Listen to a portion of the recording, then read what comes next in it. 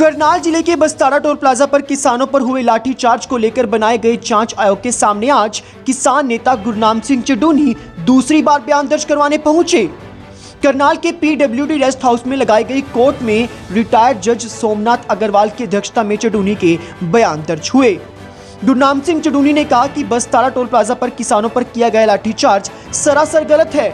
उन्होंने कहा कि लाठीचार्ज से पहले वाटर कैनन का इस्तेमाल होता है और चेतावनी दी जाती है, लेकिन बस्तारा पर ऐसा कुछ नहीं हुआ। इसलिए बस्तारा प्रकरण को लेकर आज फिर से जस्टिस एसएन अग्रवाल के सामने अपनी बात रखेंगे।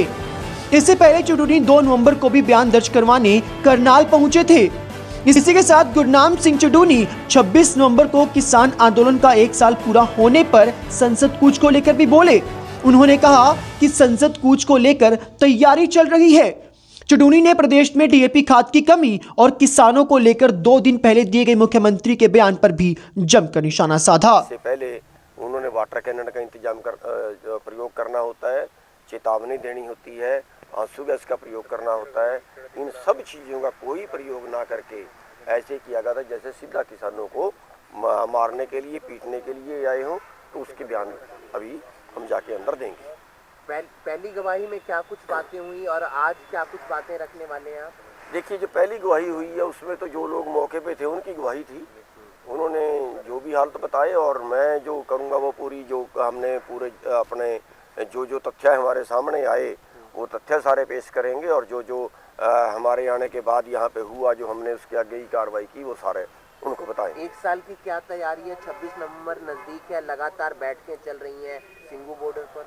हाँ, 26 नवंबर को दिल्ली कूच की तैयारी कर रहे हैं, संसद कूच की तैयारी कर रहे हैं और 29 तारीख से सेशन है, 29 तारीख से उसकी तैयारी। गुरनाम सिंह चडूनी नाराज चल रहे हैं, सुना है कल मीटिंग छोड़कर भी आ गए। नहीं, वो गलत बयान आया बिल्कुल। किसी अखबार में जो छाप दिया, मीटिंग छोड़कर मैं बिल्कुल नहीं आया। मीटिंग समाप्त होने के बाद आया।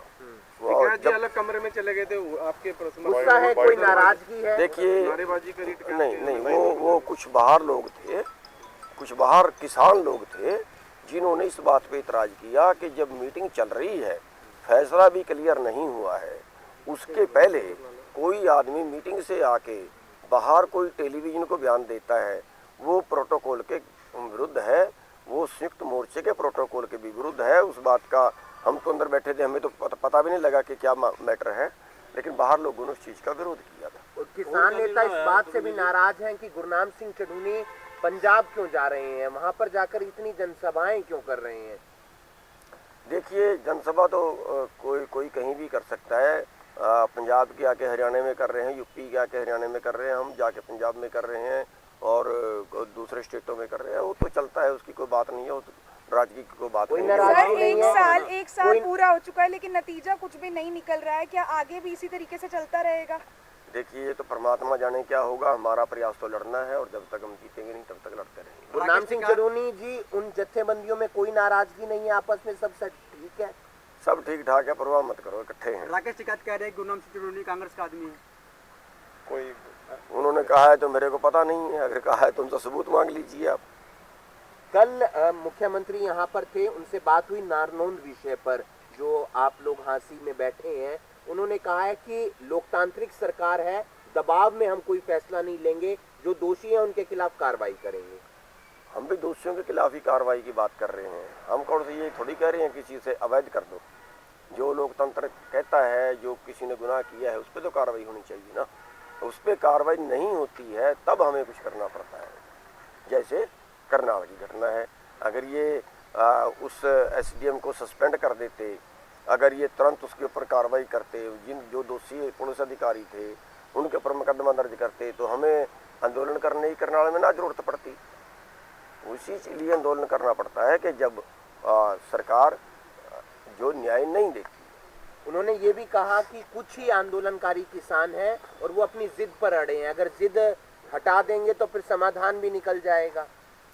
और नहीं, हम ये कहते हैं कि जिद पे सरकार अड़ी है। जब देश का किसान मांग रहा है हमें ये कानून नहीं चाहिए, तो सरकार जबरदस्ती को थोप रही है। एक तरफ वो कहते हैं किसानों का फायदा होगा, किसान कह रहे हैं हमें फायदा नहीं चाहिए, तो सरकार कोई जबरदस्ती फायदा करेगी हमारा। तो जिद पे सरकार अड़ी हुई। कोई बात अपनी तरफ से आप रखना चाहते हो?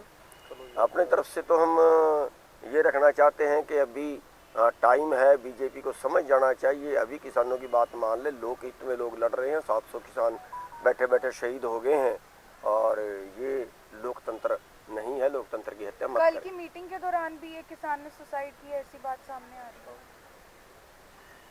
नहीं, मीटिंग के दौरान सुसाइड नहीं किया, मैंने भी वो खबर सवेरे देखी है। शायद रात किसी वो एक किसान पंजाब का फांसी लगा के मर गया, मैंने भी सवेरे ही वो खबर देखी है। और वो फतेहगढ़ साहब का किसान है और जो भारतीय किसान यूनियन डल्लेवाड़ वाली है उसका वो कोई रीजन पता लगे?